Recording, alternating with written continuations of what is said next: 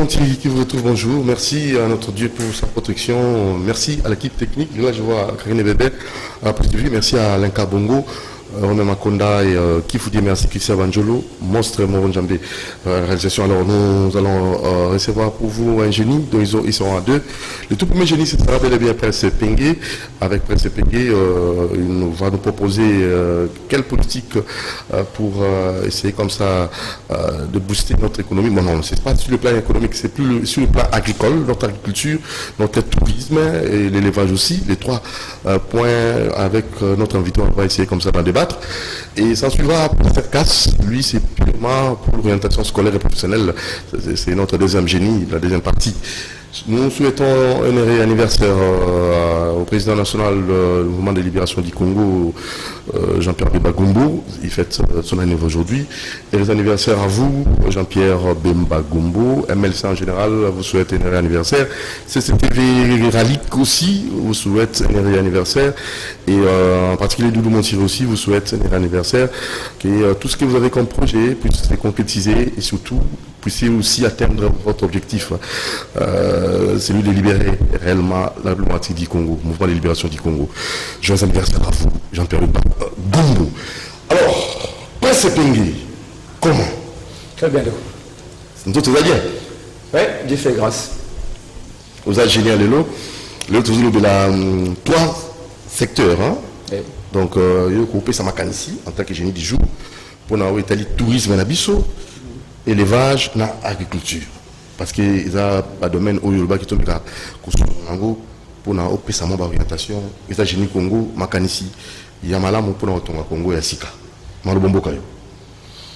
Ah, merci, merci. Je crois que dans le Bakango, chaque fois, il faut tout penser développement Congo. Il faut tout ça la projection déjà pour le Congo. D'après les statisticiens, d'ici horizon 2050, c'est-à-dire que d'ici 30 ans, tu comme à 150 millions, voire même 180 millions d'habitants. D'ici 30 ans, donc dans 3 décennies. Bisso baye politique. Où tu as une responsabilité à réfléchir en lien et place de la population. Il y a quand même à concevoir où ils allaient destiner à Mboka. Qu'est-ce que nous pensons? Au-delà, il y a combat politique normal. Au-delà, il y a des querelles politiques, comme dit Kulu Tunangai, président Mouzito, que tous amis une querelle politique. Au-delà, tous ont une idée. Quel sera le Congo? En représentant que ça moque Congo, tu as 58 000 km de routes d'intérêt national. Vous allez gérer par le ministère de l'Infrastructure et des Travaux publics. Maintenant, 58 000 km de route au BKK, 3 000 km des alliés asphaltés. Oh, l'élo. Ce qui Congo est allé relayé en termes de province, en termes d'accessibilité. Parce que la province et la Congo sont allés enclavés. Congo, tout ça, que si comme on va baisser absolument moqué na pas belge à toi non, moi entré à Océan à côté à Mwanda awa. Le reste à Mbokanabiso, ils ont bien la frontière très souvent terrestre. Ce qui fait que depuis 60 Tino Lelo, Congo a 3000 km. Il y a route asphaltée. Juste 5%. C'est très peu. Pourquoi tout ça qu'on s'en route? Et quelles conséquences sur tout ce qui est caraboué, sur tout ça enclavé? Quelles conséquences c'est que l'investisseur va au Kimakoya na Congo? Tant que tu as une université professionnelle pour compagnie et en Mboka. Par exemple, compagnie à la Sabuni, savon. Pour y aller en Congo, à cause de l'étude de marché. À côté de là, ceux qui n'ont pas na Congo, n'a implanté société n'angaï, n'a pas dit que produit bas savon. Est-ce que bas Congolais bas en falang à cause de savon yango? Deux, est-ce que courant et ali pour être temps aussi ici n'angaï tout naka? en plein régime peut te produire bas savon. Toi, est-ce que banzela ezali po qui ça qui cause bas savon surtout te c'est ça qui cause bas savon surtout te ce qui fait que bas savon sur le savon ça c'est que que na route ya bandundu bandeko ya bandundu peut pas somba distribution bandeko ya oui bandeko ya matadi peut pas somba bandeko ya Kisangani bandeko ya Équateur bandeko ya Manyema bandeko ya Katanga compagnie et que ça bêtise de wana marché pour na koyeba bilo ba paramètres wana nyoso mais ce qui nzela réalité il va se dire je vais avoir du mal ya kolongola produit na ngai sika na ko fabriquer yango pe ko memango bisika oyo ba ko commercialiser yango donc yango ba lobana poto était la route du développement passe par le développement de la route tant que vous n'aurez pas développé la route le développement est impossible namboka lokola biso yango balelekaki na lobaki na yo Amérique ebani ko fongwama tango basali nzela na bango ya 666 oh relié ba yango 666 et relié Amérique à Mobimba depuis début il y a 20e siècle mais biso 60 ans après pendant na 58 000 km de route internationale toujours bien na 3000 km aux asphaltés mais encore que asphalte tango toko benga asphalte parce que bon toko mona mwa ba ndamba ba makadami mais ils allaient ensemblage à batrou auto benga ba nuit de poule auto benga ba route donc ce qui fait que par exemple nous avions posé une question il y a eu un contrat qui a été signé ici par le gouvernement ya Chilengelu na Uganda pour na Uganda et côté na Congo et construire 200 km à l'intérieur du Congo moto nyonso o azali mayela koloba il y a un problème Uganda est un pays parmi les plus pauvres au monde 80% du budget à Uganda est outaka naba aide à l'Union européenne pe ba mususu comment l'Ouganda peut construire 200 km à l'intérieur du Congo on s'est rendu compte que c'est avant tout pour exploiter les minéraux du Congo de la même manière la voie ferroviaire ou chemin de fer qui Kisasa Matadi chemin de fer à Kisasa Matadi ba Belge va construire en gros ce n'est pas pour l'intérêt du Congo si vous regardez ba richesse nous te go utake Sangani go kita Équateur à partir Équateur ezu masuwa yena Kisasa à partir que ça ezu ngunduka ti ekei na Matadi kuna ezu ba bateau et comme dans océan ekei na Belgique donc ba Belge va construire chemin de fer ana kaka pour na exploiter la richesse du Congo et nous devons développer Congo nous Congolais tu comprends la Congo tout allez pour boire pour comprendre non biso les Congolais tous la mabanga tous la zelo tous ngiango tous la professionnalisme ba professionnel ba kosa mosala wana qu'est-ce que nous manquons non c'est il faut quoi il faut toujours être de route à libanda tout que ça m'appelle l'interne je disais que avant tout c'est une question à les hommes politiques il y a une vision papa cardinal Mosengo disait que pour improviser, il faut avoir la provision. Ça veut dire qu'on a besoin des hommes politiques préparés. Mais aussi, nous voulons avoir aussi un peuple qui est très vigilant. Et en Sciences Po, il y a ce qu'on appelle la culture politique paroissiale. Il y a aussi ce qu'on appelle la culture politique de participation. Dans le moment où le peuple n'a pas de culture politique paroissiale, c'est-à-dire qu'il y a, moi, si vous par exemple, dans mon aéroport, s'il vous plaît, je vous explique. Je dis comment c'est pas ça. Non. Mais c'est ça les idées.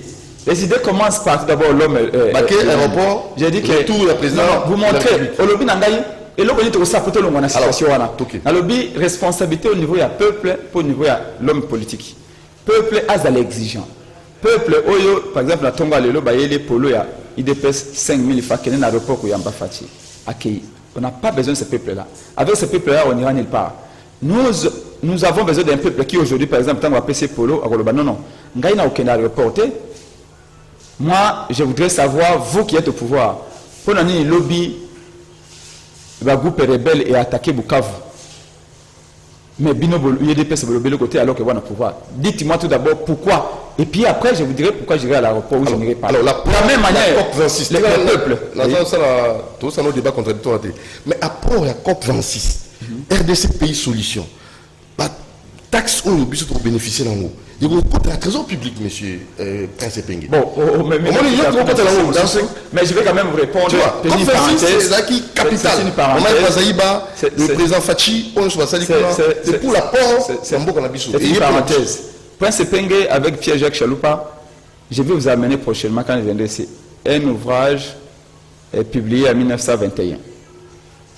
Où je peux vous montrer que la faune du Congo et la flore du Congo est une opportunité. Je vous ai dit non. En 2000, en 2019, revenir à Rwanda, rien qu'un secteur touristique, il y a plus de 600 millions de dollars. En 2019 ou 2018. Et la même année, revenir à Congo, enfin, tout Congo a vu dans le secteur touristique, il y a 600 000 dollars. Dites-vous, comment le Rwanda peut réaliser des recettes dans le secteur touristique à plus de 600 millions de dollars et que le Congo n'a pas fait même presque pas les 10% du Rwanda. Il faut démontrer biodiversité. Voilà. La face du monde. Il faut le faire. Il faut le faire. Il y a climat. Il faut le faire. Non. Il faut le faire. Le problème, ce n'est pas d'aller. Le problème est de tirer profit des atouts du Congo. Effectivement. Encore faut-il avoir l'intelligence et les poids pour le faire. Je vais vous montrer. Et COP21, tout d'abord, c'est quoi? COP26. Non. Et ben là, il y a 21, ouais, 26, tout ça. Oui, mais les initiatives des Nations Unies. Les alliés de la conférence Nations Unies, les organisées. Qui réunit tous les pays au monde pour le Cambodge pour préserver le climat. En l'occurrence, pour ne pas être trop scientifique, au but que couche d'ozone, oui, battre la bise contre le soleil. Les alliés depuis Nicolas a une mission, il y a des gaz à effet de serre. Alors, s'il vous plaît, il faut situer les choses. Parce que je suis là. Non, c'est l'environnement, c'est mon domaine de prédilection. Mais bien sûr, moi, j'ai. Il y a pas de sur RDC, nous malheureux à la CIMA, total et la Rabango. Cette fois-ci, nous voulons quoi? Tout renverser pyramide, RDC et la Kisake. Awa, tout comme ça, la COP 27 et ça, ma RDC. Ça, je vous informe. Non, attendez un peu. Tous allez devant. Parce que nous avons tout et nous sommes comme des petits enfants dans ce Mindeli. Mindeli appelle sa biseau valeur pour trouver sa solution la monde.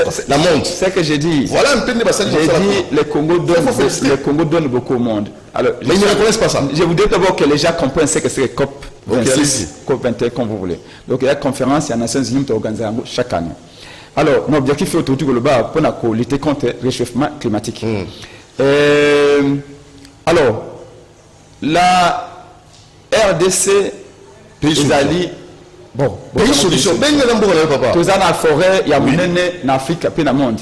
Donc après Amazonie, la Brésil, ici dans la forêt équatoriale, la forêt, il y a mon aîné. Alors, remarquez une chose. Dans le il y a économie de développement. On dit que les pays européens, je veux dire les pays occidentaux, pour différencier des pays de l'Orient, les pays occidentaux, ils ont consommé les parts du développement. C'est-à-dire qu'ils ont exploité toutes les énergies nécessaires pour se développer. Et ils sont aujourd'hui développés.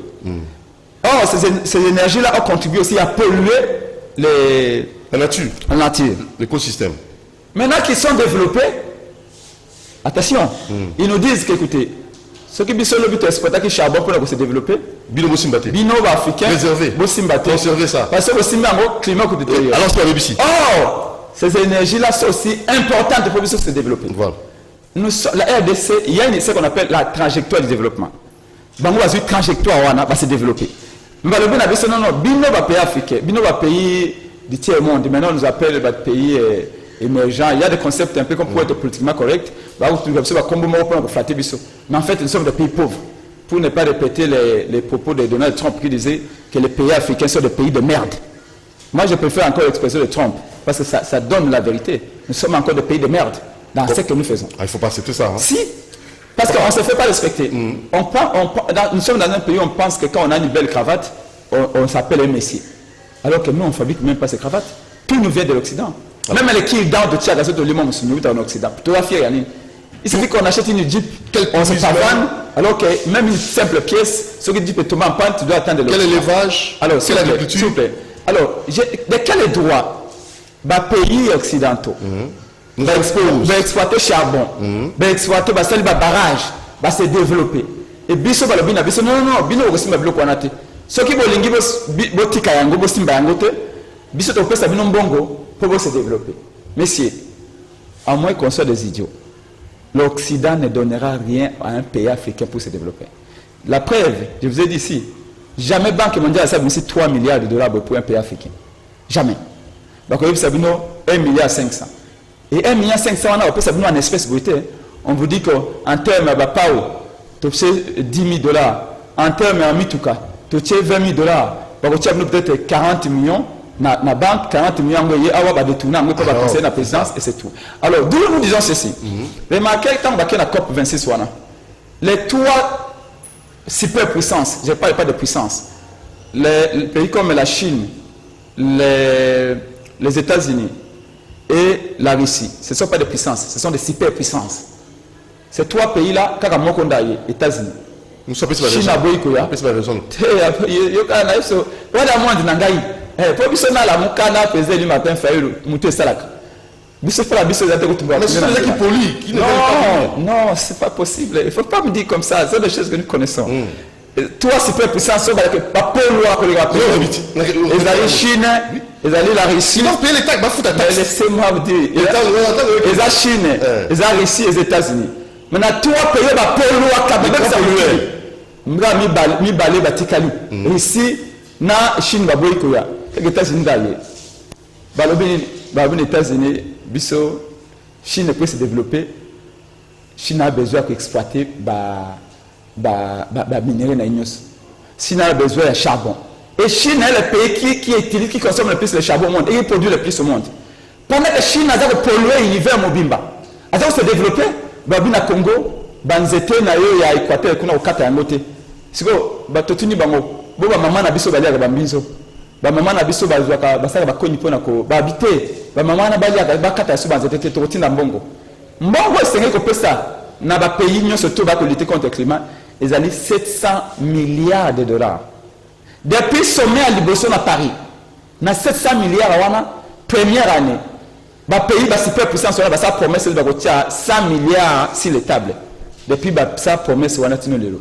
100 milliards tiko bimate. Si les 700 milliards eux qui besoin estimé par les experts. Par exemple, les loso aucun Équateur, aucun na Kasai, aucun pas na kuna loja. Au lobby na bateau à partir de lobo 4 raso Banzete. Mais Banzete on bateau la banda bana moyen ko ça ba bikiti. Bon, il faut passer yango. Babota mingité. Maman avait dit niet. Voilà, babota mingité. Babota mingité. Voilà, parce que ça va botter mingi. Ba ko aucun de ko Banzete et tout ça. Est-ce que vous voyez-vous? Mais c'est en science pour balobana bisoboy. La diplomatie est une forme d'hypocrisie. Et ça, c'est ce que le lobby est obèse à Costa-Rica. Alors, le lobby a dit que non, tu as pris du poids. Voyez-vous? Là, maintenant, nous avons Costa-Rica. Parce que ça comprend, moi, c'est un peu un euphémisme.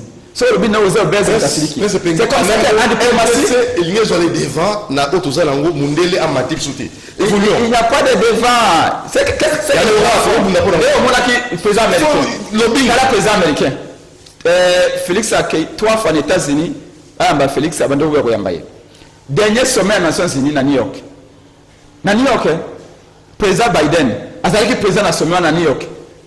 Félix a à sa conférence, Biden a une conférence. Mais il y a beaucoup de temps. Maintenant, il y a un sommet il y a Copenhague. Biden a écouté Félix, a passé une beauté, il a une photo. Et je vois qu'elle a dit que c'est fait. C'est que vous comprenez, c'est quoi? C'est quoi? En fait, je dis pour nous, c'est pas ce qu'il fait. Non. Je analyser plateau, analyse. Vous ne me saisissez pas. J'essaie de vous montrer un élément. Moi, je vois la diplomatie. Moi, la diplomatie, c'est la flatterie. Comme je vous ai dit, c'est une forme d'hypocrisie. Qu'est-ce qu'ils veulent en réalité? Ils nous prennent pour des idiots. Ils disent au Congolais de Moutikoloba, Bobo Tamingite, Bobo Kanzete Nabinote, Bobo Tumabanzete, Maman Sa Bilangate, Biso Tokozan Falanga Nabiso, la poto, va promettre qu'on peut ça 100 milliards pour le monde entier, Congo peut des gendarmes, 100 milliards on a depuis sommet à Paris, Natango, ancien président Nazaki, François Hollande, va promettre 100 milliards, va payer ça de l'autre côté. Ce qu'on va accueillir, la COP 26, depuis COP 21, va promettre 100 milliards, va payer ça dans le monde entier. Qu'est-ce que COP 26 va renouveler ce engagement, tu peux ça 100 milliards, va couper ça péter. Parce qu'en réalité, Ce qu'il veut, c'est quoi? Au moins, il y a 50 milliards de dollars dans le monde entier. Le monde entier, le monde entier 50 milliards. Beaucoup de gens comme Bino RDC, par exemple, 800 millions de dollars. 800 millions de dollars. Entre temps, maman na biso, balia kana bilanga, babuka kaba, bazwa kama zete pona utonga bandak, bu interdit bango. Non, c'est là où je vous dis que quand vous avez vu, on laisse au Congo la conférence, on laisse au Congo la parole.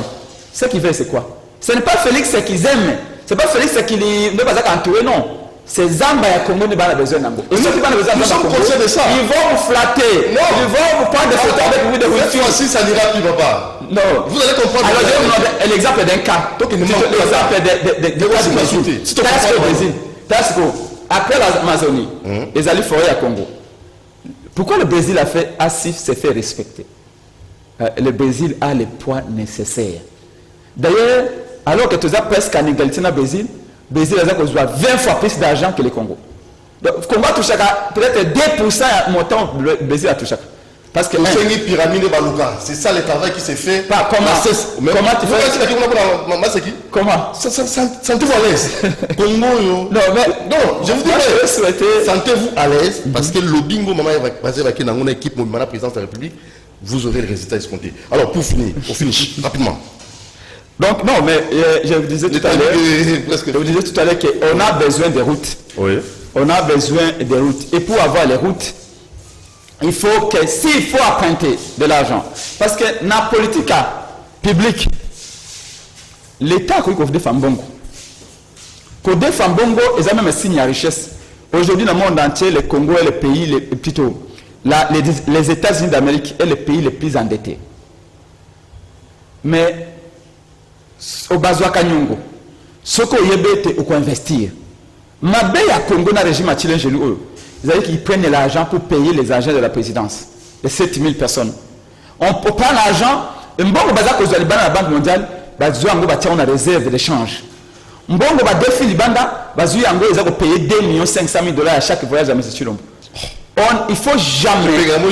S'il vous plaît, non! Mais c'est un débat. On ne peut pas parler des idées sans parler des personnes parce que c'est les personnes qui mettent en œuvre les idées. Quelle proposition pour ça là, pour l'élevage de la malamou, bilanguer de la malamou, tourisme de la malamou? Regarde, parce que je ne sais pas comment je peux parler des actions sans parler des hommes qui posent les actes et qui réfléchissent et qui posent ces actes-là. Je vais vous donner un exemple. En 2019, budget au secteur agricole, mais comme le bilanga et tout ça, les allants qui exécutaient à hauteur de 48% de la prévision budgétaire. Alors qu'au même moment, budget, la prévision budgétaire pour la présidence, ils ont exécuté à 138%. Donc, dépassement à 38% de la prévision budgétaire. Secteur agricole, et si K.O. et Sengeli est créé par richesse et but à croissance, et puis ça va tout ça là. Mbongo et Sengeli qui va tirer en agriculture, dans le projet agricole, na 100% mbongo wana ba peso be 48%. Et 48% ngo et servi kaka ko payer salaire ya ministre na ba agent na ye. Ezali ntara desk sera tala rapport ya batu ya nini économie. Les ministres nous m'a dit que les 48% mbongo ezaki sorti et payer mingi ba dépenses, ya salaire, ya ba agent ministère ya agriculture. Alors qu'il fallait que normalement na ba projet agricole, un projet de développement. Alors, quand vous faites cette comparaison avec la présidence, on a 100% à Mbongo Senga qui est pour la présidence, bah, il y a 100%, mais bah, c'est sur 38%. Comment il y a un développement est possible? C'est là où je vous dis qu'il y a une relation de cause à effet. C'est-à-dire que tant que Batini Mbongo n'est pas Bamindele, Mbongo Wane Senga Kozwa Yango, co-investir Yango. Investissement Yango Laksani. Par exemple, il y a OK Kozwa Mbongo na banque. Aujourd'hui, par exemple, 5 000 $, non, 10 000 $. Banque et lobby au Kubano Futa, par exemple, intérêt à 2 000 $, donc des 12 000 $ à la fin de l'année au Kozongis. Tant que vous avez avant, vous avez dit que vous avez 10 000 $. Ce qui n'a que somba basaki ya nguba, na kei kolona. Nguba na kolona wana, et que vous avez 15 000 $. 15 000 $, wana, so na longo 12 000 $ à banque, na kotika na 3 000 $ d'intérêt. Wana oui ko zambongo. Mais ce que vous zimbongo, prenons aucun des aux zimbongo na banque 10 000 $. Aux gens c'est l'intérêt à 12 000 $. Pembongo wana ozu yango, oui ko somba chaussures ya Gucci. Oui ko somba sac soki ya Mushashino. Wana combien investissement? On est commis consommation pire. Et c'est malheureusement ce qui se fait actuellement. D'où l'intelligence voudrait que tango te comme pouvoir, tu es à la discipline. C'est là où le régime est à le régime est à 5 chantiers. N'a pas régime et les cas différentialité. Différence c'est aller au bien maloba. Toko salaboy, toko salaboy, toko salaboy. Mais concrètement, vous avez vu ici dans le programme à Chile, ah non? Les nombres de routes qui ont été qu'on devait construire, je vous ai dit ici l'importance. Par exemple, Soko Longo na Walikale, Soko Longo na Walikale, au Kenya na Istanbul kana bisukuna. Il y a des produits agricoles de très grande qualité, compte tenu du climat à Kuna. Et puis Kolonga Kuna Balamoko, Memi Ambuko Kisangani, et Zu Etebe, et qui dit awa, c'est ça, peut battre consommer en gros. Aujourd'hui, un pays comme le Sénégal a interdit l'importation de poulet. Il y a soso, il y a formol. Le Sénégal a même en gros sauté. L'Afrique a interdit ça depuis longtemps, même si aujourd'hui, dans le cas de Agua, les États-Unis sont en train de mettre la pression en Afrique, depuis l'Afrique, c'est la frontière. Comment faire? Vous avez vu Bitumé Bimakia, non? Pour la soso entre le gouvernement et le gouvernement fait face à la guerre dans le patronat congolais. Le gouvernement a intérêt à investir massivement dans les projets agricoles. Très bien. Je vous ai parlé que dans le Congo, il y a 34% de terre arable. Terre arable, il y a bien.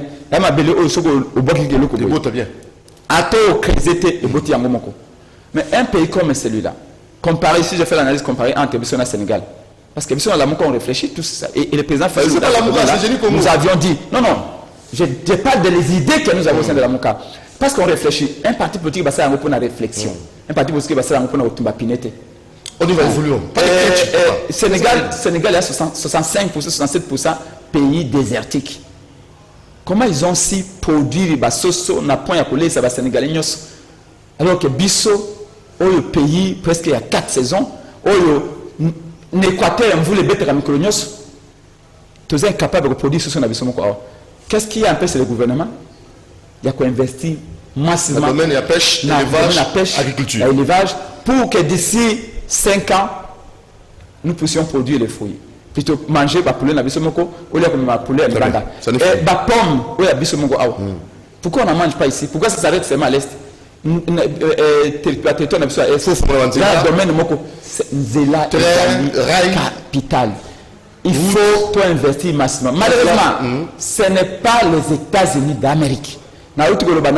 Ce que moni lelo IDPS quand on fait une photo à Pamba, Félix Tshilombo Kangina Biden, ça il a fait. C'est parce que les gens ne comprennent pas. Biden ne sortira jamais. À autre ça projet à Nikombe, 7 000 milliards, plutôt 700 000 milliards de dollars pour que bande la banzela tous les États-Unis. 700 000 milliards de dollars. Biden a un projet à bande la banzela tous les Amérique. Même un zéro autour de 6 euros de l'Amérique. Pourquoi? Parce qu'ils ont compris que sans Zéla, il n'y a pas de développement. On va se baser dans le début du 20e siècle. Mais Bissau 60 après l'indépendance, il y a 3000 km de routes asphaltées. Si les 58 000 km, il y a un Zéla autour de nous devons tous travailler. En attendant, notamment les cantonniers, ce système-là qui a fait ses preuves sous Mobutu, il faut que ça va cantonnier. Mais tout ceci, ça part d'une vision. Une vision, ça veut dire quoi? Une vision est une perception de l'esprit. Vous avez quoi, pasteur? Alors, Tindoto, Namasi Naye, Nabana Naye, Nabutu. Mais pour Nabana Naye, accompagner dans d'autres wana. Pour Namasi accompagner, il faut aller molango. La vision reste dans la tête d'une personne.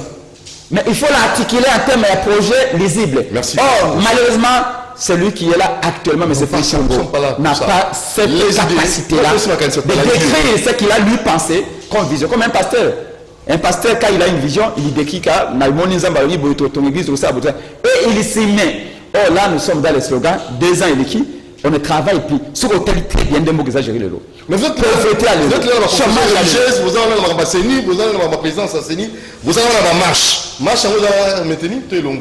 Merci beaucoup, je comprends que déjà, au même temps, on a émission. Marche, il y a. Non, le peuple congolais. Le peuple congolais. Il y a une force sociale et politique D'ailleurs, Mukanda Yangwana, Mukanda ya repo ya marche, mon qui est signé par les laïcs catholiques et les laïcs protestants. Et... Non, un homme de Dieu qui dit aux gens que préparez-vous seulement à aller au ciel et ne vous occupez de la politique qui est un aventurier. Regardez dans l'histoire même de la Bible, tous les grands hommes de Dieu ont eu à influencer le monde politique. Parce que s'il y a rébellion ici, aucun pasteur n'ira dans son église pour prêcher. Vous savez que quand la pauvreté est extrême comme aujourd'hui, vous savez quoi? Il c'est même impossible à cause de transport qu'une église. Alors, je suis convaincu, les gens comme Martin Luther King, même les gens comme Salomon dans la Bible, moi je ne suis pas pasteur, vous regardez qu'un homme politique influence les gens dans le monde de l'esprit, mais également de la chair. Dans le sens que les hommes de Dieu devaient être des modèles. C'est que Ambongo, c'est que Chole, c'est que Papa Kadian Mosengo, paix à son âme, ont fait en 2016. Vous vous en souvenez encore? Ni t'étais apport à l'église catholique, ni t'étais sacrifice à Basango. Kabila Inga qu'il était. Kabila Inga qu'il était. Tango ba prêtre catholique batiki ba bolumbu awa na régime Kabila. Moi je suis allé avec madame Kandolo pour nous tanga bibembe na Saint Dominique na 13e Marie, Saint Joseph. Marie Kandolo ya CLC. Moi avec pas le président Martin Fayulu. Après la marche, il y a CLC Nabiso. À l'époque, Félix Tshisekedi Martin Fayulu toujours marché dans l'église catholique. Voilà tout le monde qui m'a bêté. Ça l'église catholique après le roi Papa Etienne Tshisekedi. Kabila nga kende. Oyo nani pasteur wapi obenge pasteur na biso wa pasteur nani Mukuna mangeait avec Shaddai. Buvait avec Shaddai. Était sponsorisé par les FCC. Alors que Basango catholique baza comme on a passé dans Zela, baza tout le monde basutan na baza peu perdre. À l'époque, est-ce que Nana Zaki Nambo a courant personne? Merci beaucoup. C'est non, une minute. Tozaka na Basango en opposition. Félix avait combien pour corrompre Basango? Donc Félix était au chômage quand nous étions avec des Sango à l'époque. Nous nous battons tous. Qui est cet opposant qui avait l'argent 10 millions, 20 millions, 80 millions de dollars pour corrompre Basango pour Basango marcher dans Bisso? Alors que Kabila avait des millions. Pour la Basango, pour la Ambongo, à ne pas Kabila, pour la Zangamba Kabila. Mais Ambongo avait choisi de prendre les devants pour la Kolobaïté. Kabila a l'ingé d'élection, Kabila a l'ingé transition, Tolingi a voté, Tolingi Kimez à Namboka, pour Namboka prospérer. Mbe Basango Baye, l'église catholique, et Baniko marché en opposition à CLC. Nous sommes qui l'a Koufa. Azaki, mon église de réveil. Nani Thérèse Kapanga, Mazaki fidèle à l'église catholique. Moi, Azaki fidèle à la Gasson de Lonkamba. On n'est pas les hommes de Dieu. Quel homme de Dieu? Alors c'est le filon dans une chose. Des pauvres et salami, église catholique, église SCC, bas congolais, bas le bas qui bouille. Tel est l'article 64. Article 64 le Bénin. Tout Congolais a le devoir de faire échec. Dans mon tenue, soit à pouvoir par la force, l'exercer par la violence. Oh, le Félix a posté la Ndenga Zui, Nani, cousin Naïe Kadima, Aché Nassé. Azui, conseiller, expert Naïe. Kadima, c'est dangereux parce que en 2023, dès qu'on a gagné, Olanda qui n'a est non, n'engage pas rebelle à côté de Bukavu. Malgré entrer à rebelle à Bukavu, il dépasse à quelque chose Félix, c'est ce qu'il dit. Je te parle de COP. Un autre président aurait arrêté le voyage à Poto. Mobutu, Azali Banda, la situation. Il arrête le voyage, il rentre au pays. À calmer sa limite. Félix Azako a photo wifi qui va se faire Taliban. Soyons réalistes. Deuxièmement, les enseignants, ça fait un mois que nos enfants n'étudient pas. Félix est levé de l'autre côté. Voilà. Ça fait un bon moment ici que le Congo va créer RAM supplément comme ça fait. Non, il y a des gens intéressés à le wifi dans le pays européen pour se faire ça Taliban. Nous disons ceci. La Moka, parce que la Moka qui a été la patronne à Martin Fayulu, à Komina Kabila. Mais tu comment Kabila en Balaboni? Les gens IDP ceux qui battent ma cravate avec Toko Boy, ils ont grâce à Kabila. IDP c'est un gars qui a Kabila. C'est fini. Là, ils sont en alliance, c'est moi qui a Kabila. Non, papa. Kabila a gagné l'élection, Kabila a voté sur le voir. Après, si la IDP. Aujourd'hui, suspension à Génie Congo, les gars, soutien. Non, j'ai dit Congo parle des idées, mais les idées n'auront pas de sens dans la politique. Écoute-moi, je suis politique de formation. Oui, ceci. Parti là ici. Écoutez. T'as invité malheur. Non, je laisse au pasteur couper seulement 5 minutes. Non, c'est faux. Il mérite plus. Merci beaucoup. Je vous dis ceci. Non, je chute une seconde. Voilà. Un parti politique est un moyen par rapport aux idées. Aux idées, aux valeurs, au lingo appliqué en go. Pour appliquer en go, il faut les leviers politiques. c'est comme ça la politique. Donc tant que le bel est idée aussi ici, c'est-à-dire que la politique oh, il y a matérialisé l'idée. C'est pourquoi je vous dis que biso la mukate obima les 13 marche sur les 6. Pourquoi tu l'ongoli marche les 6? Parce que IDPS peut attirer marche na les 6. Yango basango balobi marche wana marche moko pacifique. Et que l'on va la Tchangou, na Moamba, na Funa, na Lukunga, dans toutes les 4 circonscriptions, moko les 13 samedi. Tu l'envoies dans une semaine pour la tournée Kenya. Le coup la IDPS Ngoïka Sanji, Mboso, Bakomi Mukande, Pango, Babi, Bango, va marcher les 6. Ça va? Comme même si tu vas à Kina, tu l'envoies les 6. Merci. Tu les 13. Les 13, beaucoup de monde a Bolumbi en Kobaneb, Sagabino. Mante, il a resté quelque chose. Mbalaboni, Bastani Union Sacrée. Fayu la Boy Kokende, Balobi a comme la Kabila. Va violer la constitution, va nommer va juge la cour, fallu la dénoncer, va comme la Kabila. Basali va comme la Rwanda, fallu la dénoncer, va comme la Kabila. Finalement, va bien fallu le semer qui mbalaboni na Kabila. On a compris que la façon. La prince c'est pas fallu le semer qui mbalaboni. On a compris qu'il y a le couteau, il dépasse ADN na bango. Tu fais Kabila midi. Tu camons les ciao, à la prochaine. Mais papa, nana le bail de Kabila, il dépasse. Nana le bail de Kabila, il a botte en caoutchouc, il dépasse. Nana Kabila il dépasse le Kouta Batobayeba. Le rendez-vous le 15 novembre Nanzela. Voilà, un tour de côté de la régie. Merci beaucoup. On se mettait timing là. Sanction. Non, on va faire dans Zambie, moi, ma minute. Ciao.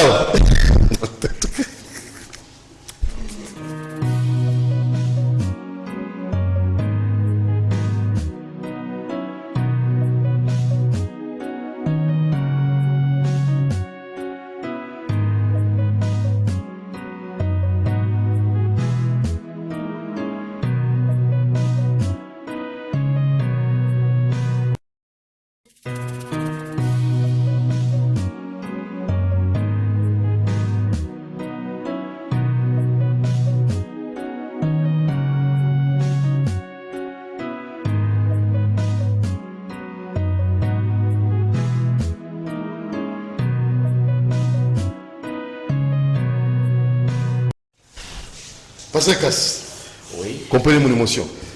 Après c'est pingé, bon, c'est pas grave. On va vous recevoir notre baki. La question là, tout n'est pas pingé. Est-ce que l'Église est qu'on sa solution dans ma problème en Boka? Et il a répondu à 100% que l'Église est qu'on participer.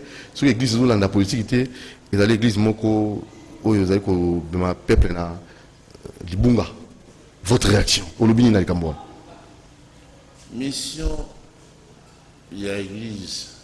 L'église, il y a solo parce que l'église a solo, il y a 2 églises. Il y a solo, il y a Kolo Yeshua, il y a Lokuta, il y a catholique, il y a Bango.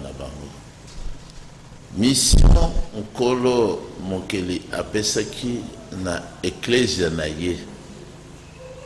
Ezali ya côté ya solo, côté ya Kolo Yemoko. Kolakisa bato zela banzela ya nkolo pona bokei bwa bango liboso koyebisa bango batika mabe batika koina batika koboma batika kindumba batika kolangwa batika makaya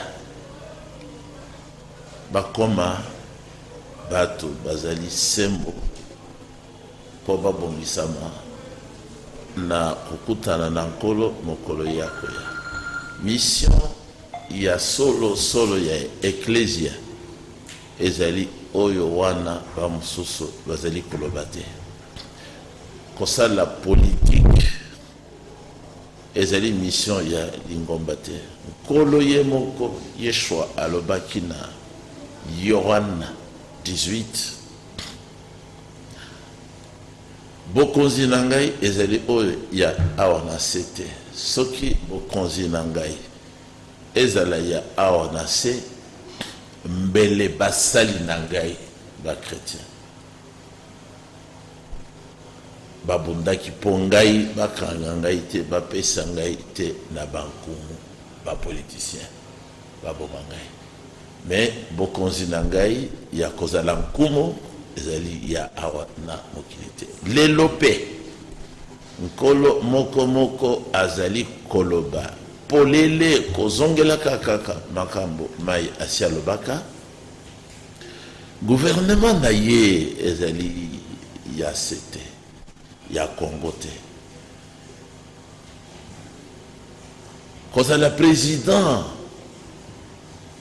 kozala ministre ezali kointeresse bandimi ya liloba na Nzambe te mosala ya bakristo ya solo ezali mpona kopesa pole na président na gouvernement na bato basi bayeba esika tozali kokende bayebake suka ya mokili ezali bayebake jugement ya kosambisa mutu nyonso ezali oyo nyonso bato ya mokili bazosala bazolanda bamiyibi bazokanga bango baza kodevoile bango baza kosambisa bango ezali nde bakopie baimite babekoli maye mazali na bible bayibi ndambo me bazali kosalela yango nyonso te jugement ezali liwa ezali nkolo kutu alobaki na prophète ezali botika bango batonga ngai na kodétruire botika batonga na kodétruire bavile nyonso ya minene ya mokili banda na bavile ya États-Unis d'Amérique oyo ezalaki ya bakristo ekomi ya bato mabe nkolo alobi ezala France ezala Italie ya bakatholike akotumba yango na moto na Malaki chapitre 4 ba orgueilleux banso baye baza komi tombola mingi construire ba gratte-ciel et tout ça nkolo alobi tremblement de terre oyo nano esalama te ekoya ya monene eko éventré mabele eko fongola mabele bingomba nyonso ya mokili ekokoya ça sera ça la fin ensuite seulement le jugement dernier nkolo akoki koya korégner te na bapoliticien akoki korégner te na bapapa bazali mpe na bokonzi baza korégner baza kokanga bakelasi akoya te liboso akodétruire baméchant nyonso ezala bareligieux na bato na bango basalaka politique bango balobi bakokonisa te bamona peuple na pasi bango atake baike bazali koyamba bango papa molimo bakokota etumba mpona changement na kati ya mboka mais nkolo alobaki yango te nkolo alobi bo Thomas Petelo Pierre alobi bose soumettre ata na bakonzi na bino bazali na caractère ya mabe mpona nkolo alors place ya mokristo ya solo Paul mokambi ya lingomba pape te prêtre te abe moko te Paul alobi boye na pasteur na ye mwana na ye Timote liboso esengeli kosambela mpona bakumu mpona bagouverneur bosambela mpe mpona bayebanso batombwami na autorité bazwi autorité qui sont élevés en dignité kosambela nzambe eloyi mpona mpo nkolo apesa bango mayele ya malamu mpo bakamba basala mosala ya kokamba malamu mpo bino église bobika malamu baza kosala yango l'église oyo kokotama mamarche te selon yo kosala marche ezali ridicule mpona église wana ezali mission ezali te mission ya église ezali koteya constitution ya solo yango ya nzambe bongo oyo bakatholike bamisioni baméthodiste na bapentecôtiste ministère soki ya réveil soki ya nini bayebaka yango te bamemiaka yango te bateyaka yango te bazali komite ya bango moko uta papa te bateyaka te liloba na nzambe ke nkolo yeshua hamashe ye nde aza nzambe bango bazoloba te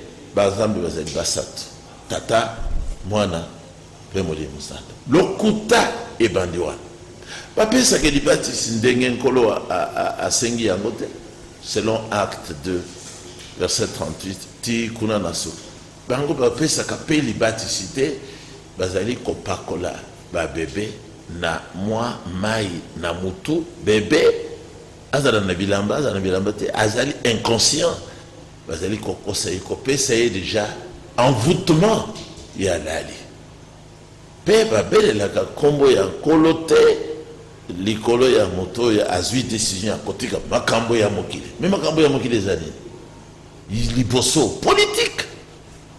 politique oyoki ndenge sango oyo azalaki awa alobi ke diplomatie ezali hypocrisie kotika hypocrisie kotika kokosa kotika koyiba nde ozwi libatisi développement yango wana nde ozwi libatisi alors okosala mosala lokola bakristo basalaka mosala mpona bato mosusu bazali kopesa bango bwanya bazali kopesa mayele bazali kolakisa bango nzela ya nzambe développement ya solosolo yango wana alors ntango baaméricain babandaka na biblia base développe na mwa ntango moke bakimaki nani bakimaki pape na église catholique na Europe parce que pape na église catholique babomaka baprotestant mpona nini babiangamaki baprotestant bazalaki kolobaki église catholique ekosi kaka mosala na yango kaka kokosa bazopekisa bato batanga biblia yango wana bakatholike bayebaka biblia te alors bazalaki na souci ya kodécouvrir bango bongo baza kodécouvrir baza kolongwa baza kodécouvrir baza kolongwa yango wana babomaka bango bakatholike bango moko bareconnaître à peu près 68 millions ya bavrais protestants église catholique na France azalaki kotumbata bavillage mobimba kaka po azongisa bato na lingomba na makasi me makambo wana ezali na biblia na prophétie liboso na biso église catholique akosala yango lisusu akosala ke oyo akoboya kozonga na lingomba ya bamupe bakoboma ye guerre religieuse na susu pasteur Kasi ekozonga comment ça yango wana nde komema la fin et komami na Apocalypse chapitre 6 banda na verset 8 pour la 4e so moto oyo azali na kombo ya nyama la bête azana nguya azana makasi akosala yango asalaka yango akoya kosala bango babi bamonaka bandimi bayaka à tout moment kolela sango nzala tout ça baveuve baorphelin bazatungisa bango mingi kasi eza quand même charge kolela la population kolela nzala parce que bamipesi kombo ya église bamipesi batitre ya basali yango wana bandimi na bango bagendeke pa na bango mpesi kombo ya basali ya nzambe basali ya nzambe alors que bazali basali ya Satan à 100%. Comment est-ce que vous l'avez la Bible, oui. La Bible, dans Apocalypse 13, dans Matthieu chapitre 23, Bobenga mutumoko na mokilite tata na bino. Parce que moko kakande azali tata na bino, azali na lolo. Mais ba catholique ba le baka ke tata na bango musanto azana Rome na Seao moi cité bana te azana basi na koko azana bana na koko bobenga mutu moko te seigneur azana ba seigneur bon monseigneur Mosengo monseigneur Malula monseigneur kaka ndengi wana kaka kokosa soki mutu alingi azala évêque donc surveillant azala nanda kuna yemoko bazalaka nango te azala abala balinga kobala te azala boti bana balinga kolakisa bana te bana wana esengeli batambolaka na nzela ya nzambe na kondima bana nyonso bakatolike nyonso banda le pape ti na motu ya suka bakoki kotambola na nzela ya nzambe te bazali baopposant donc mpo na bango kosoppose na baautorité établie parmi les hommes ezeli seki parce que baza kosoppose na nzambe. Donc, pourquoi s'opposer à Tshisekedi? Alors, marche les 13 jours en tant que génie du jour, on a une rébellion. Naïbi Yangote, Bazulu Kani Naïbite, Bango Bazana, Bongo Ebele, Babotolaka, dans le Moyen-Âge. Bazana, Bongo Nyosa Mokilezana Bango. C'est quoi, Bazana marche pour le Kani? soki bato baza na nzala babimisa mbongo wana bapesa na gouvernement bapesa na gouvernement Pasteur Kasi. Olobi baza na Catholique sali ya mokili baza na mbongo mingi mpona nini balingi te kozonga na bamboka na bango na bavillage na bango bakende kofanda parce que bayebi ke mbongo eza nde kuna baza na mbongo nyonso or nyonso ya mokili eza na Vatican ville moko lokola Vatican na mokili awo eza te frère Thomas oyo nazali kosala na ye émission oyebi ye ayebani mpe tata na ye azalaki premier président conférence nationale souveraine akendeki ntina Vatican alobi frère nano omoni te richesse eza mingi kuna ville moko lokola Vatican awa na mokili eza te donc bango bakokoloba likambo ya nzala te mpona nini na Apocalypse 13 ekomami ke ozangi mark elembo ya nyama elembo ya kombo na ye na nyonso na ye okosomba te okoteka te elingi koloba nini elingi koloba ke mpo osala commerce na ntango wana mpo ozala agreye batekeli yo biloko ifo ozala catholique ntango wana ezoya bakopersécuter le monde entier ozobangisa bato te ekomami na bible ekomami te na bible nakoki kobanga ekomami na bible nde mosala bakosala biso bateya solo tozosakola tozopesa lumière ezali Apocalypse 13 ezala mwana ezala mokolo ezala nani ozali na elembo na ye na mutu te na loboko te mais mpo ani bino église de réveil na baéglise mosusu bakotaka politike te biso ngai naza moto ya église de réveil te bato ya réveil balingi politike mingi mpo nani mpo bazwa mbongo bayebi ke mbongo eza na politike bazowela nani Denis Lech adévoile nyonso baza kopesa biso mbongo mingi na Kabila baprédicateur baninga na biso tobetanaki makofi ya solo bazobondela mbongo bamosi bakende na hôpital biso tokosala politike te tokoloka nini kuna na politike biso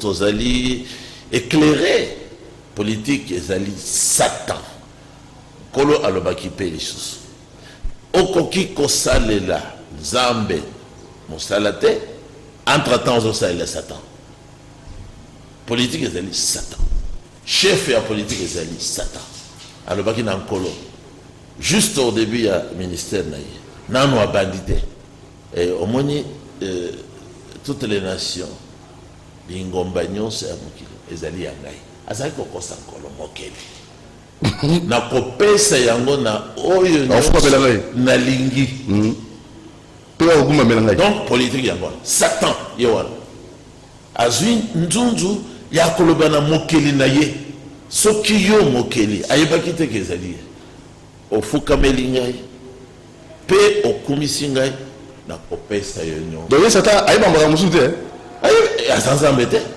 ata limité ata suka na ye ayebi yango te donc aza ignorant azali ignorant ya monene azali ignorant bada na création le grand ignorant ezali ye ayebi te mayema aza kozela ye ezala basali na ye basango oyo bayebi te mayeba non il faut pas kobenga basala nzambe lokwa oyo basala lokola ngai te moko na bango te nano abatisama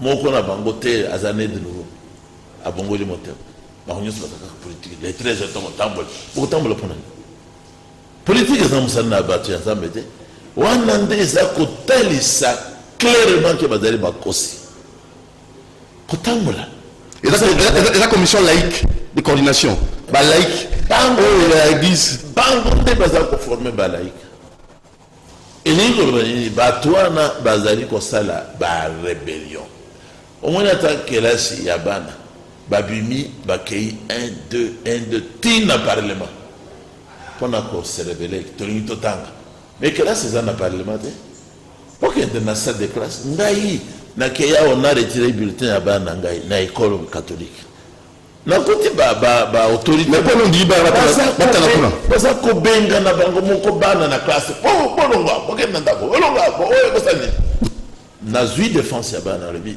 baza na droit ya koya ezali ekole na bango ezokobenga na bango mpona nini donc bazali koforme barebele Mais pourquoi le Tiki Bana est les esclaves font rebelle? Quel est ce cas?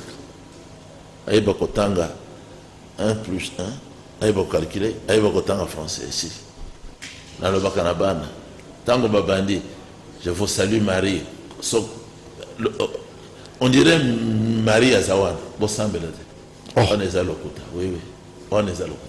Bon, comme le bonnet, c'est Ce qui va la condition là, baptême, baptême, baptême, Bango Bassi Bazoa baptême, pas commence. comment baptême? Baosane, on est à Kindoki. Oh, parce que Dans le Bakanabana, soyez au moins Babandi Boye. Au nom du Père, et ils allaient marcher. mais madame, on peut être égoulé au monde à terre.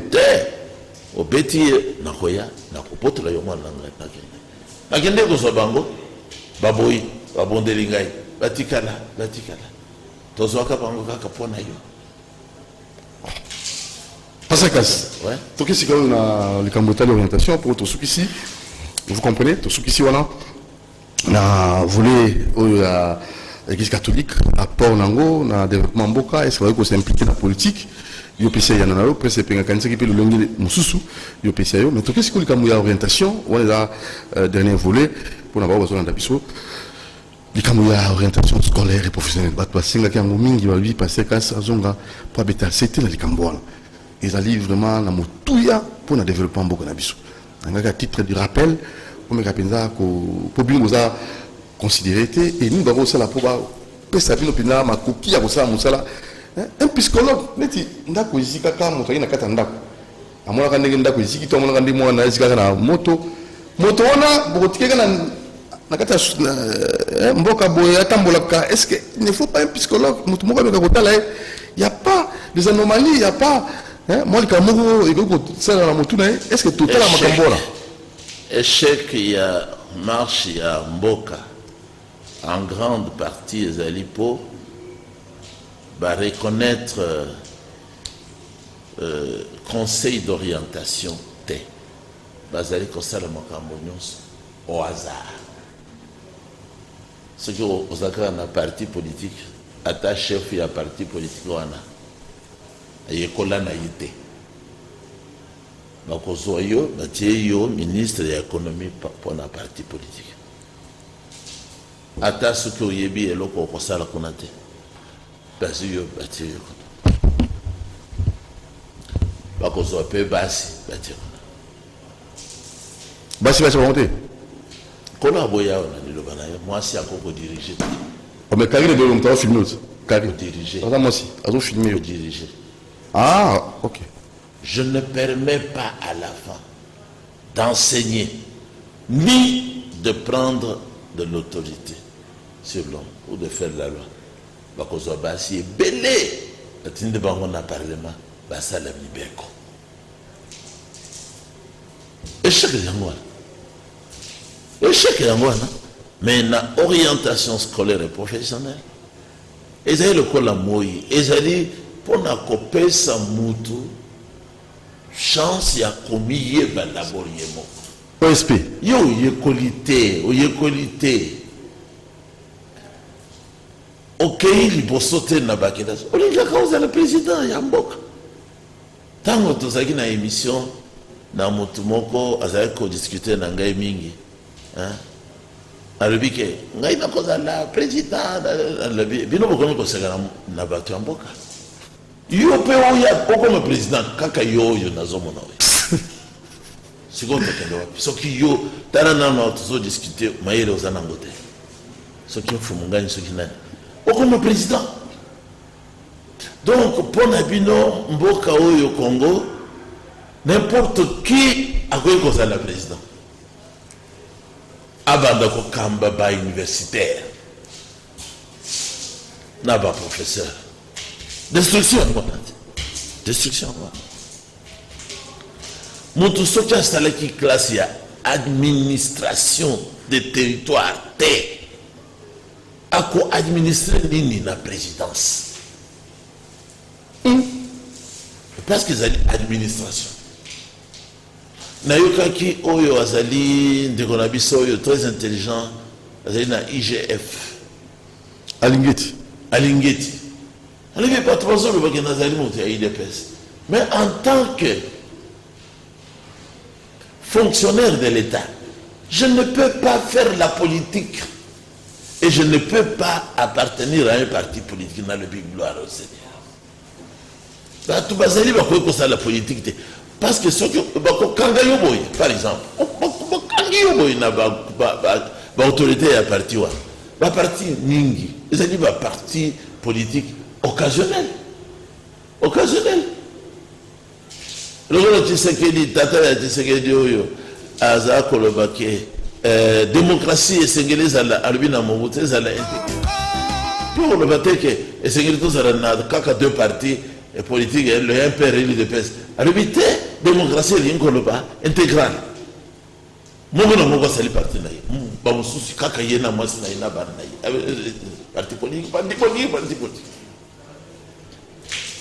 Pour nini soki gouvernement esalemi azala kuna mpona koyiba kotongisa mboka kotongisa ndako esi. Alors okopesa orientation ndenge nini parce que c'est cassé juste en molai toza kobalukaka kobaluka esika moko ntango mpena ezwi likambo ya orientation scolaire et professionnelle eza na motu ya mingi. Ntango lobi scolaire na scolaire ekobanda ndenge nini na niveau ya scolaire kointeresse bana nana kosala ngo mama papa yaya ndeko noko te nani akoki kooriente mwana scolaire na kelasi to wapi na kelasi orientation scolaire et professionnelle parce que qui va faire ça oyo babengi cycle d'orientation ezalaka mpona kooriente bato bakende na troisième kaka nakei na troisième parce que ezali na nsima ya ndako na biso nakei na troisième nakei na te information koinforme bango bayeba oyo babengi. Mais qui le fait parce que entre nous le conseiller d'orientation ye nde ya kosala asala ngo wapi po biso toyisi bana bazali awa na division urbaine na éducation il faut même bakoya na baécole nakei bango tobasiki orienté te bazali na direction na bango. Il faut aller là-bas. Te il faut expliquer peuple bango bazali affecté na ba école. Tout le monde a bango te. Ah, c'est parce que bayibi bango te. Mais tango biso to silisaki hein tozana na université déjà tozaki engagé olongwe ozika affectation. OK. Donc ezali na CO vous allez suivre conduite ya bana ou vous allez na deuxième. Voilà je otala. Oui, vous allez aux senga na direction na bango. Au peut senga bulletin ya bana. Atali. Hein? Atali bulletin mona na mona. Conseiller d'orientation. Atali. Il faut y aller parce que on a des comportements ya moi. Akotala ni na kati ya bulletin. Comportement. Na ba cours nyonso mona. Exactement, c'est ça. C'est le comportement. Na mata no joie. Tango akosolola. Tango akosolola. Oyo babengi entretien. Entretien wana nde mosala ya conseil. Tango akosolola na mwana moko na moko ako lakisa ye ako éveiller attention na ye na côté oyo yazali brillant. Côté oyo azali ko réussir facilement sans effort. Hein? Ako intéressé akoloba na ye par exemple. Yo soki osali section oyo tala ndenge okozala pe yango ezali koaboutir na mosala oyo songolo. Voilà. Mais section mosusu oyo d'abord ezalaka na mosala oyo epai na biso te tala pe mai okoki kokutana na yango na nzela akoloba na mosusu yo olingi kosala section oyo lakisi ngai mais tala na bulletin na yo oza makasi te. C'est ça. Oza na makasi te na branche tel yo po o réussir tala oyo yo okoki kosala wana ezali information nde mosala sikoyo mwana akopona section ayebi oyo azali tala par exemple toke yawa na ntango ya grève nakeye na bana ngai natamboli na bango mingi nazongisi bango na atenaire natuni pona mwana na ngai azalaki déjà awa na ba catholique na deuxième na usame na deuxième préfet ya kuna alobi kuna zosa hier bi couper couture et tout ça alors préfet alobi bon awa ozali kaka na nutrition nazoyoka mama na yazoyoka nutrition préfet à développer kaka ndenge na yebisi alobi ke ye soki asali Nutrition. aza en même temps médecin mais bato bayebaka te ozoyoka mais bato bayebaka te ata mwasi na ngai oyo auti poto alobi ngai mpe nayebaki te alobi mpe na mwana boye okomona dans 5 ans opesa ngai raison parce que okoyeba Nyonso. okoyeba nyonso Moto, nzoto ya moto. biologie ezako Na bilei. okoyeba nini kopesa moto alia na bambula boye soki aza na age boye alia te nalobi na basi na ngai wana nde section Basi. basi na ngai wana nde Et ça va bien, hein? 10 Et ça va bien. très bien Je suis heureux. mais ozomona te na ye na moko atiki nga nazwi ye kaka ya tokende otika ngai Akati mambo osala. mosusu bakende na kelasi Donc ako boya te, so aboya bino bon on ka mususu. akoboya te akoli ndenge wana te aza mpe ndeko na yo libinza Est-ce que omoni te aza molai ah bon? hein? Oh, donc mwana wana asepeli mama na ye basepeli nga mpe nasepeli mobali na ye parce que napesi ye na ndeko na biso moko abala ye ndeko na biso wana nde asalisaki nga na hôpital aza déjà médecin aza médecin parmi les médecins de nuit sikoyo bayebisi mwasi na ye me moni mveni na ye aza médecin soki nutrition osali yango okosalisa ye ata soki afongoli cabinet yo okosalisa ye na cabinet parce que ozala médecin ozala complet nalobi alors bana nyonso esengeli bopesa bango information oyo parce que bayeba nutrition c'est grave. Au lieu que tout ça, l'échange au sein de l'école, il y a moi, à niveau école secondaire, tout le monde a un gros penzati. Dans l'école de Kessini. Mais ça, c'est grave. Si on sait le matin, quel danger au-dessus de courir dans le bus? hasard ekozala hasard ekozala kaka rebelle moko aye rebelle abomi akomi président akotalela likambo ya kelasi te tala ngai lokola nazali formé mpo na makambo ya kelasi mpe na mosala dakomi kuna na atene nasalisaki mosala mingi bambula eleki nga moko na dépense nalobi te tosala cotisation nalobi bana bazotanga nazali mpe na esengo ya komona établissement ndenge babelge basalaki yango lelo oyo naza na projet ya kofongola portail ya monene mituka ekota Na atelier. oui Yo. kuna Yo mtuzu idée na wana. convaincre baautorité baza komona utilité wana te nalobi me bino bokangi babelge basalaki porte mibale ya kokota Na robima. nakobi sikoyo bino bofocalize nyonso Isika moko. esika moko Boyo batena na koti na bimi. ekomi embouteillage na école ok alobi te oza kocomprendre ndenge nazoloba kasi bakangaki yango utakala nalobi utakala sala lelo nga nazosenga bino borestaurer ordre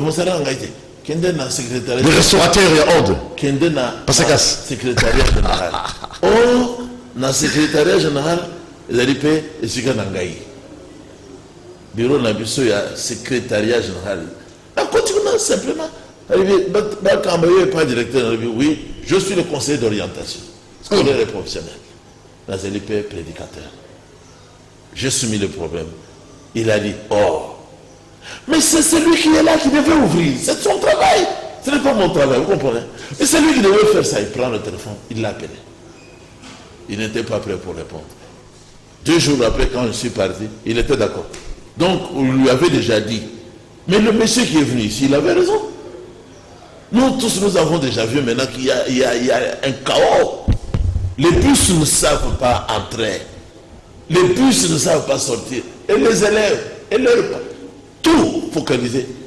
dans un truc comme ça et une petite porte. Alors il a accepté. Allez voir maintenant. Vous allez quand même nous aider. Oui, pour ça je suis prêt pour vous aider. Moi j'aime que les choses soient bonnes. Moi j'ai dit, mais derrière ici, hein, devant la banque, tout était fermé. Pour aller au fleuve, tout était fermé. Tu sais qu'il a ouvert. Il a ouvert partout. Nous commençons à circuler. Librement. Pourquoi vous ne voulez pas ouvrir seulement ici? Il a dit, nous allons le faire. Donc, parce que l'amour pour les élèves, les écoliers, les étudiants. Vous avez appris ça depuis. Les États, c'est dans mon sang. Donc, il faut toujours des gens appropriés. Mettre les personnes il qu'il faut quelqu'un capable à une place où il peut bien travailler, une place qui le convient. Il ne fera jamais la grève. Non. Un amoureux, un passionné. Ah oui, on sait ça là. Dis-nous, on sait ça là. Donc, ils ont dit, la carte d'ailleurs. Exactement. Quand il est bébé, on ne jamais. Mais c'est comme les pasteurs, les apôtres. Olivier Toulan. C'est comme, comme les apôtres. Le Seigneur leur a dit, là où vous irez, n'apportez rien. N'amenez pas les habits d'échange. Quand vous entrez ici, on vous donne de l'eau, buvez. On vous donne à boire, hein? On vous donne à manger, mangez. L'ouvrier mérite son salaire. Le salaire ne doit pas être réclamé politiquement. Et à la base, les prêtres, non. Un chrétien ne revendique rien. Un chrétien ne revendique rien.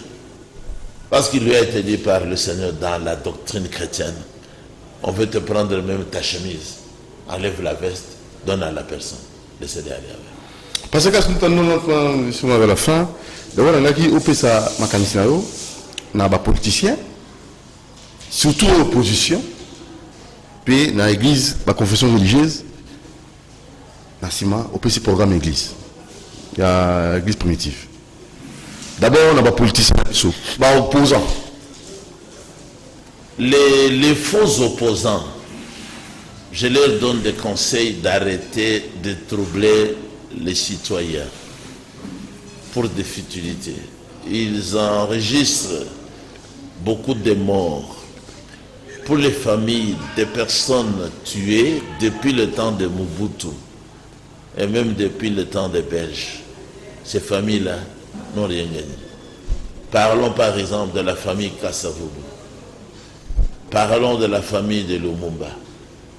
Qu'est-ce que ces gens-là ont gagné après que Mobutu ait mis à mort beaucoup de gens? Au temps de l'AFDEL, ils ont tué beaucoup.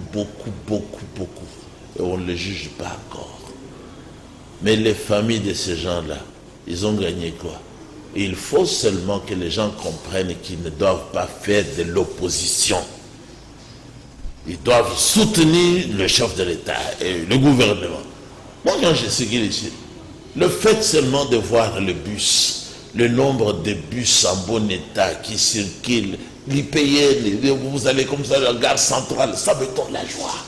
Quand je tourne à gauche, à droite, je vois les ponts, les sautes des moutons, je dis, mais tiens, mais quand même, ça va. Petit à petit, l'oiseau fait son. Qu'on soutienne le président, compris pour lui, parce qu'il a de très bonnes idées que son père lui avait laissées. Et c'est son père qui a milité, il a milité pour le pays et non pour les loupas. Donc, que le président comprenne aussi qu'il doit trouver vite une solution pour les motards qui meurent comme des mouches et qui occasionnent beaucoup d'accidents. Ce n'est pas normal. La ville est devenue très sale à cause des motos. Et les gens sont en train de dire partout, les Balouba ont dérangé le pays. Donc ils trouvent vite une solution. Soit ils le trouvent des champs à Kanyamakassi. Ils sont en train de... C'est combien? C'est combien? 500 francs par personne. 1000 francs pour une longue distance. Mais toujours exposé à la mort. C'est ça l'orientation. C'est ça les problèmes. Ça, ce n'est pas un bon travail. Et à part ça aussi, les hémorroïdes, les enfants de motards, ils souffrent. ils aspireront demain à devenir aussi des motards. Mais nous aurons beaucoup de motards dans notre pays. La ville va devenir de plus en plus Motarisés. Ça ne sera plus une ville, mais un grand village. Ces gens-là montent sur les motos, n'ont pas brossé les dents, n'ont pas peigné les cheveux. Ils sont sales, avec des lunettes, la barbe qui pousse, sans contrôle. C'est comme ça.